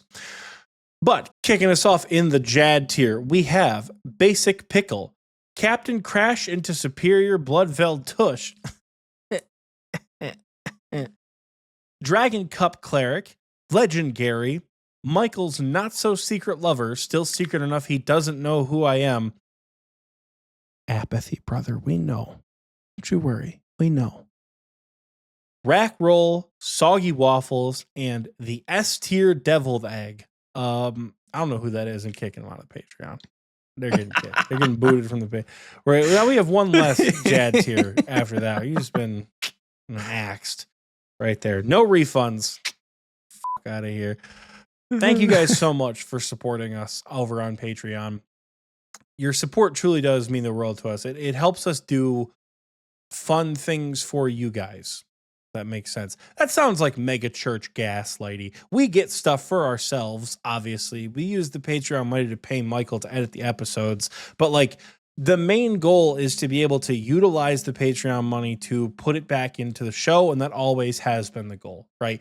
We always pay for boosts for the Discord to keep it boosted, is an example. Anything that we do, like any meetups, those are all funded by the Patreon for you guys. So I don't want to make it seem like we don't take any money, because obviously we do for some things, but the main goal is to support the show, and you guys support us so we can support you back, if that makes any sense. I feel like I'm going down a rabbit hole that I don't need to. It's a long-winded way of saying thank you. You guys are awesome. If you want to support us over on Patreon, you can head over to patreon.com/xpwaste to support for as little as free. You can follow us without spending any money if you want to. Probably better served following us on other platforms for free. But if you want to actually spend money, you can subscribe for as low as $1 on Patreon. Shout out to the Gnome Child tier. You guys rule.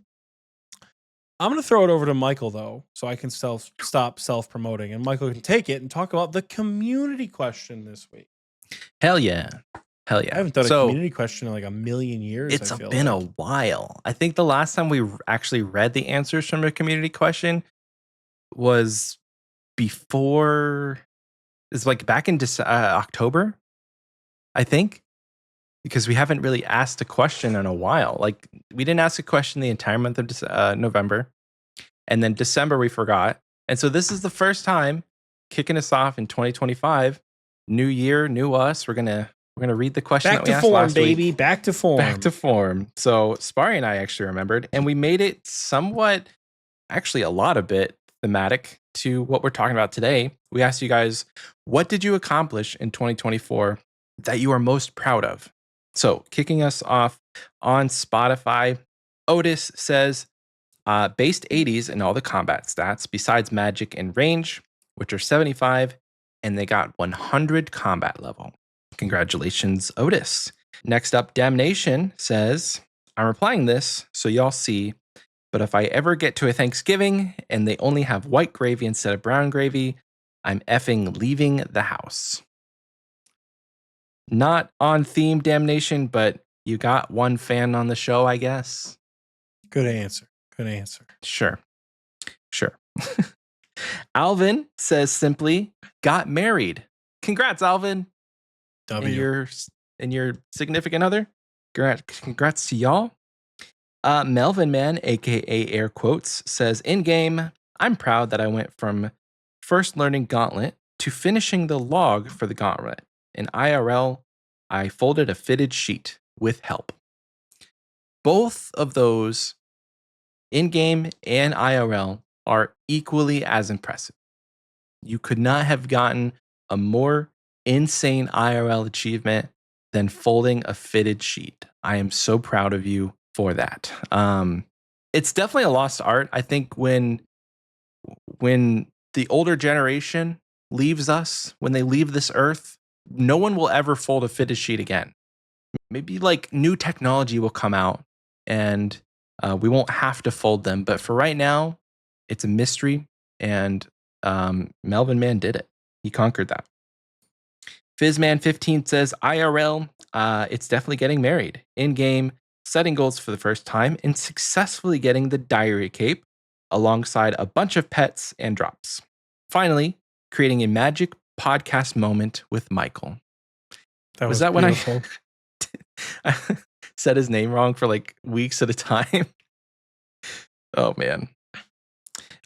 Next up on Spotify, Rummy Tumble says, in 2024, I kicked off the year homeless and am immensely proud of the fact that I was able to end that 3-year cycle in February. Hell yeah, dog. Yeah.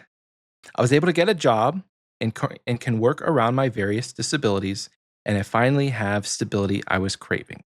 Things got good enough. I was able to jump back on my favorite game and found a good group of folks to play with, and I can hopefully repeat that level of progress in 2025. No, that's a huge let's W go. right there. God damn. Huge Rummy Tumbles. Congratulations. That's one way to kick off the year, dude. So hopefully 2025 is just exponentially better than that. Next up, we have Anthony. They said, my biggest achievement was balancing IRL and OSRS. In IRL, I got a new job and I hit the 1,000 pound club in the gym for a deadlift, squat, and bench. And I ran a 55-mile foot race in 23 hours. Jesus Holy shit. Christ. In OSRS, I got my first few 99s, tons of collection logs, and I started diving into PVM.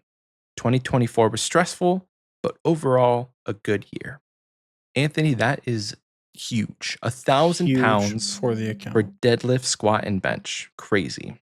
Next up, Kaijers says, I like the idea I've heard of after the last relic tier, being able to lock in your rank, task points, and high scores to be able to unlock all the areas just for fun. Either do that for future leagues or for the last week. So this is not really on theme with the community question, but it is a good discussion point that we can keep in mind for the next time we talk about leagues. What do you do at the end? Maybe you just lock where you're at and go have fun. And finally on Spotify, Dinosaur says, I'm proud of 2 things that I did this year. In OSRS, I finally achieved my Fernal Cape back in April. I took a week off of work and was doing 7 to 10 hour shifts per day in the pit. But we came out on top after 6 straight days of getting my cheeks clapped. That is so shitty. Oh my God. And you want me to do this? Dinosaur will go ahead, Dinosaur. How do you feel about that afterwards? How does it feel to have that achievement? The payoff is probably great, but I don't want to go through that. And in real life, I got married in October. Wedding prep is unbelievably stressful, and it was a massive undertaking, but it was 100% worth it. We have been together since 2015, so it's about damn time we tied the knot. Damn, okay. Well, huge congratulations, Dinosaur, on the marriage and the Infernal Cape. We asked you guys the same question over on YouTube, and we got a couple of replies here. What did you accomplish in 2024 that you were the most proud of? Looney TNT says, I got max. I did my first bingo with TNL and I hit 5,000 subscribers on YouTube. That's yeah, huge. Brother. Spencer says, getting more into the community, unlocking Prith, and getting this close to the quest cape. Looks like I'll have a couple of last quests to finish up in the next year. Very cool, Spencer. Cool Chuck Corey says, my proudest moments this year have been building up the account after losing my main and starting therapy. W. Very, very neat. W therapy. And finally, for the community question, Schmidt Stain says, I maxed in January, then bought a shadow at 1.6 bill. Yes, it was quite literally the peak. Sag. Maxed in January. What a way to kick off the year, though. And then buying a shadow at its most expensive point the entire year. So W. That is it for the community question. Thank you so much to everyone who answered. Going on theme for this next week, for the community question next week, we want to ask you guys, what are your goals for 2025? If there's a whole long list, just give us like the top 2, top 3, and let us know what you're going to be working on for this new year. I suspect we got a lot of fire capes, we got a lot of quest capes, we got a lot of diary capes, we got a lot of 99s. But if it's a unique goal, like you want to green log a minigame or something, let us know. You can answer that question in the comment section, either on Spotify or the pinned comment on this YouTube video.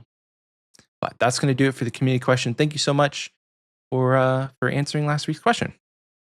Throwing it on over now to the first and also technically the final achievement of the week of 2024. The last achievement of the week of 2024 and the first of 2025, folks. We are in the here. Same day. We are here. We are jorking it. We have got our achievements for you guys, and we hope you guys love them. The last week here of achievement of the week is very small. It's a very small achievement of the week, but that is okay because it's all not about leagues, motion of the achievement or whatever. But yes, it has been about leagues. We've had a lot going on IRL between holidays and all this other stuff people have been planning. So it makes sense that we're not, super like jam-packed with achievements, but we do have some. Thank God you guys don't do leagues achievements of the week, dude. We'd be here for fucking ever if we did leagues achievement of the week. Chaos Cleric, shut up. Chaos Cleric's been banned from the Discord once again. He said the big achievement of the week's hurt. Shut up. Kicking us off, so stupid. We only have 2 combat achievements this week. So we're starting with combat, which we never usually do. They're both fire capes. So Ninja Crumpet and Buckets, who we'll be hearing a little bit more from later, both got their first fire capes within these last 2 weeks. So hell yeah. Moving on over to the miscellaneous category, Dave Decation and Buckets once again achieved their quest cape. First quest cape, wrapping things up at the end of the year, going into 2025 with a brand new snazzy quest cape.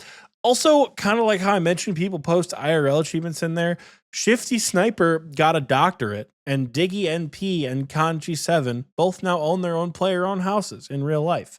They don't own it together. It's different houses, I think. But if not, they have player-owned houses now. They have their own brand new house they bought themselves.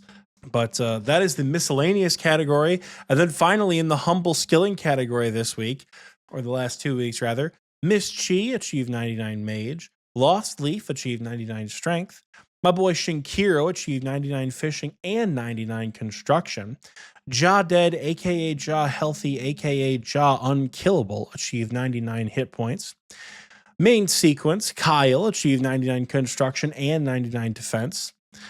Skaggle Toasty. It's quite the name. You achieved 99 Cooking this week. Cracking off the year's last and the year's first triple.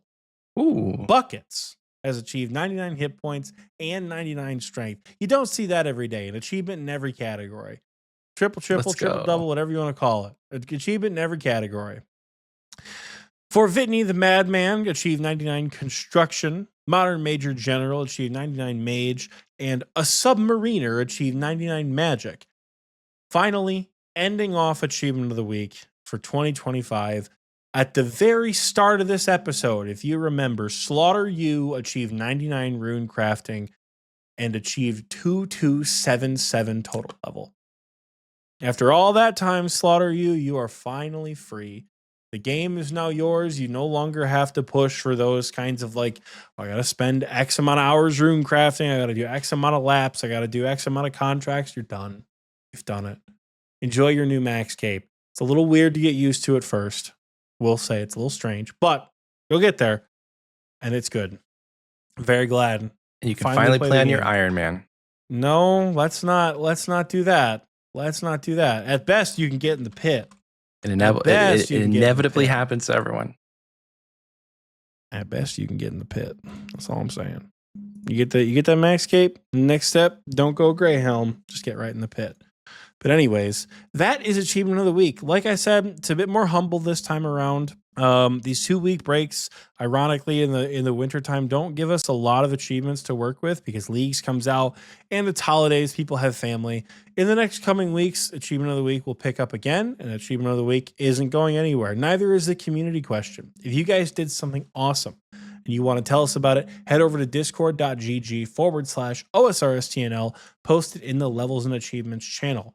We will gladly see it. As we say all the time, it doesn't matter what the achievement is. It can be an Infernal Max Cape. It can be a Zuck Helm. It can be base 60s. It can be you cut your first yew tree. I was very excited the first time I got 60 wood cutting. I think I tweeted about it. You can go find the tweet from like years ago on my main account because I'd never been able to cut a yew tree before. And that shit was cool. So, yeah. Post about literally whatever you want in there if you feel is an achievement, and people will celebrate it right alongside you. Because we have objectively the best RuneScape Discord in the world. Nobody is here on a Sunday because it is the Sunday before New Year's Eve, and people are probably like celebrating with family or just, as they say, full of cheese, not remembering what day it is. But yeah, that is achievement of the week. So for one last time in 2024, I'm going to take it, I'm going to wind it back, and I'm going to throw it over to Michael. I'm going to say, Michael, my friend, do you have a fun question for us this week? There is no fun questions. All right, guys. Well, Michael doesn't have a fun question for us this week. Good night. Thanks for coming. What the hell? Somebody just left the call. They said no fun questions. I'm out of here. They're But I think we can come up with one off the dome. If there was any, and this is the fun question, I'm just going to rip it from the dome. If there was a singular item from a singular skill that you wanted to take into your real life, it can't be a combat skill. It has to be like a gathering, production, whatever. A singular item that you would want to take into IRL to be able to utilize, what would it be? And it can be a Leagues item too. What would it be and why? Do I know how to use it? I think it would. So like, no matter what, I'm just granted with the innate ability to know how to use it. Yeah. From any skill, huh? From any skill, any item, whether it's useful or not, what would it be? That's so hard. Okay, it's such a stupid cop-out answer, and I don't like it. I don't like that this is the answer that I'm going with, and I'm probably going to think of another one. Technically, it is an item from a skill. The construction cape. Oh! It's such a cop-out of an answer. But I feel like the construction cape, dude, you can't beat that. Just like immediately teleport home. Are you kidding me? That'd be cool as hell. No more driving. What would your other house portals be? Like other places you've lived? So like apartments or houses you lived in but previously? Weird. Just like teleport back to my old college apartment. Or like in the apartment, if you could set it, if you could set it to be like teleport locations, like my childhood home where my dad lives and my grandma's house, my old cities, because I still have friends in those towns. It'd be quite convenient. Not having a car would be a bit of a bitch. True, because you can't teleport with your car. Not having a car would be a bit of a bitch to teleport, but I don't know. I feel like the construction cape, It's so good. It's being able to teleport right home. I feel like all of the POH would be so nice to have. Oh Just give me a thing I can touch and just like immediately teleport to work. And I'm like, where? Oh, you imagine showing up to work, your counselor walks out with this big ass cape on. It's like flowing in the wind and big ass shoulder pads. He's like, hey, I'll be a therapist for today. Come on back. He turns around, like swooshes all around and shit. Can you imagine? Just like in the middle of session, I grab the fidget with something. It's my cape. I'm like, whoop, just fucking teleport home. See ya. Missed input. Oh gosh. No, that would be cool. I will will say say cop-out answer, but I like it. It's a little. I probably am going to try to find another one while you tell me yours, because that is just such a horrible cop-out answer. But so mine is probably also a cop-out answer, but I think it would be very beneficial in my life, and that's the Ring of Endurance. I suck at running so much that like I hate it. It's one of the worst things in the world. And it's just because I have bad knees and I have bad stamina. Like I get so winded so quickly. I can run for like a couple of minutes and then that's it. And then I have to walk and I'm out of shape. So like there's nothing stopping me from just doing it. But it's like also, I just hate running. I would rather ride a bike or swim or like play racquetball or do something than just like run on a treadmill. But Ring of Endurance would help that immensely. Obviously, the IRL effects would be a bit different because I don't think I would be able to like jam in. I'm not bringing stamina potions with me, but it would have the same effect of like, I just get that extra little bit of running power.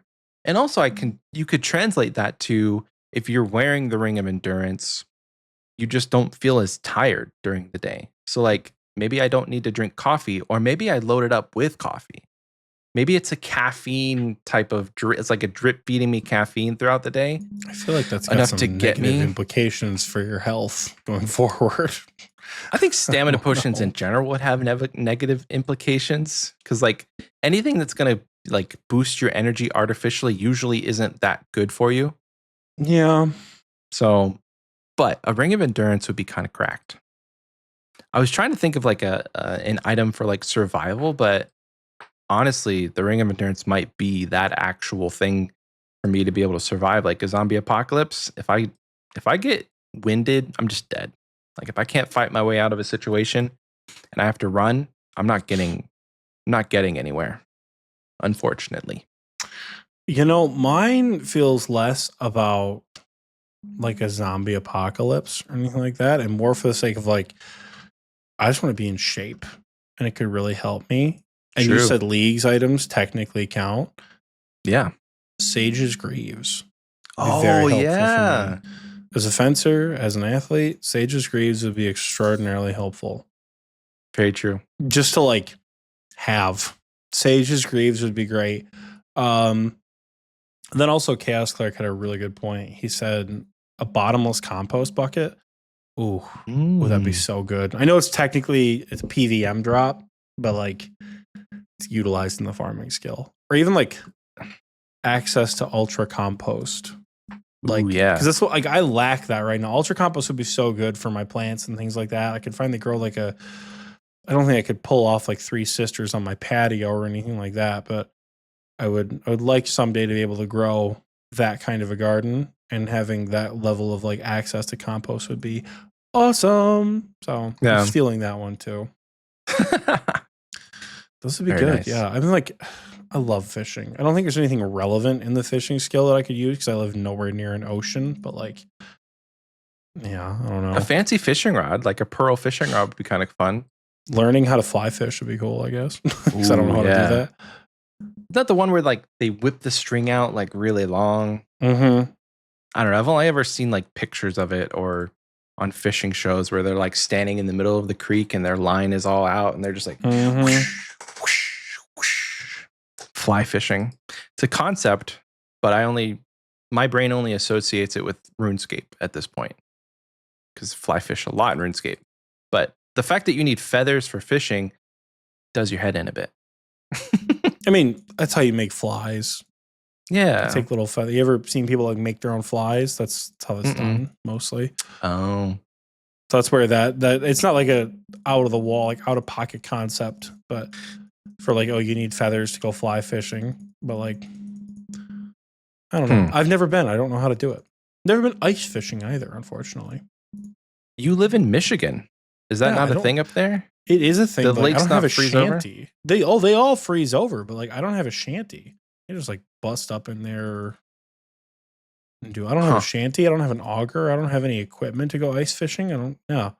Maybe that should be your goal for this spring is if it's still cold enough, find someone to take you ice fishing.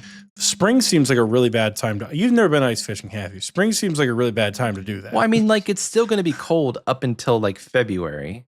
Hopefully. We'll see. That's what I mean. Like by spring, you have ice fished. I don't know if I will have achieved that, but who knows? Who is to Stretch say? goal. Don't do that. Don't stretch goal in the IRL. That's next week, damn it. That's the goals episode is next week, damn it. Oh, it's true. Well, that's a fun question. That wasn't a bad fun question. For an off the dome end of the year fun question, that one wasn't too bad. I gotta love with it. Yeah. One wasn't too bad. Well, folks, if that's the fun question, that also means that that's the episode. That was our final episode of 2024. We are excited to see you guys in 2025, which it already is by the time you're listening to this. It's already 2025. So we hope you guys have a kick-ass start to your year. We have had a kick-ass. Yeah, exactly. Happy New Year. Stay safe. Hope you guys had a fun New Year's Eve. And hopefully the big plans that you got planned for 2025 all come to fruition. But yeah, that is what we have on the docket for today.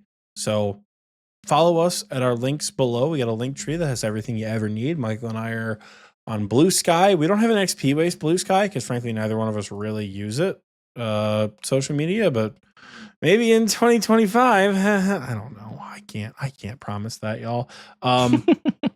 But yeah, that is the show. I don't know why I'm rambling like this. We're back to a weekly schedule now, so we'll be back next week. Like I said, goals episode. We got some more exciting episodes planned here in the coming weeks. Yeah, and with that, we will see you guys next week. Bye, everyone.